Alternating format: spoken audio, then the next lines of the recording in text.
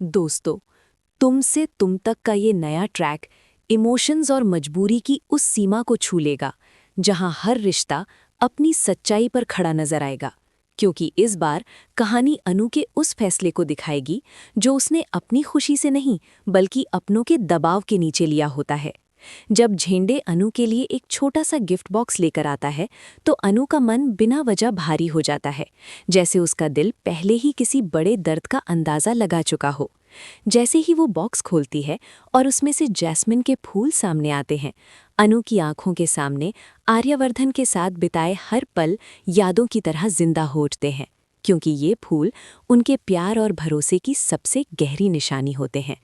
फूलों की खुशबू अनु को उन लम्हों में ले जाती है जहां आर्या का साथ उसके लिए हर मुश्किल को आसान बना देता था। लेकिन इसी एहसास के साथ एक सच उसके दिल को तोड़ देता है कि अब उससे आर्या से मिलना भी मना कर दिया गया है। घर वालों का प्रेशर अनु पर रोज एक नया बोझ बनकर गिरता है, जहां पुष्पा और गोपाल उसकी बात सुने बिना उसकी शादी किसी और से फिक्स कर देते हैं।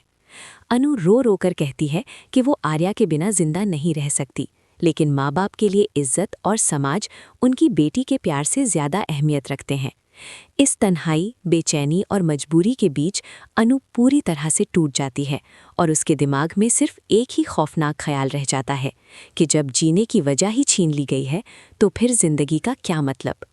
इसी जज्बाती तूफान में अनु एक गलत और खौफनाक कदम उठा लेती है और जहर पी लेती है। जैसे ही ये सच घरवालों के सामने आता है, पूरे घर में हंगामा मच जाता है और माँ बाप को अपनी गलती का एहसास होता है, लेकिन तब तक अनु अंदर से बिल्कुल ख़त्म हो चुकी होती है।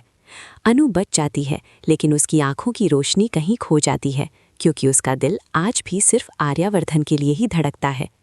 और जब आर्या को मीरा की साजिश और सच का पता चलता है तो उसका गुस्सा उसे इंसाफ के रास्ते पर ले जाने लगता है, जहां आने वाले एपिसोड्स में बड़े खुलासे होने वाले हैं।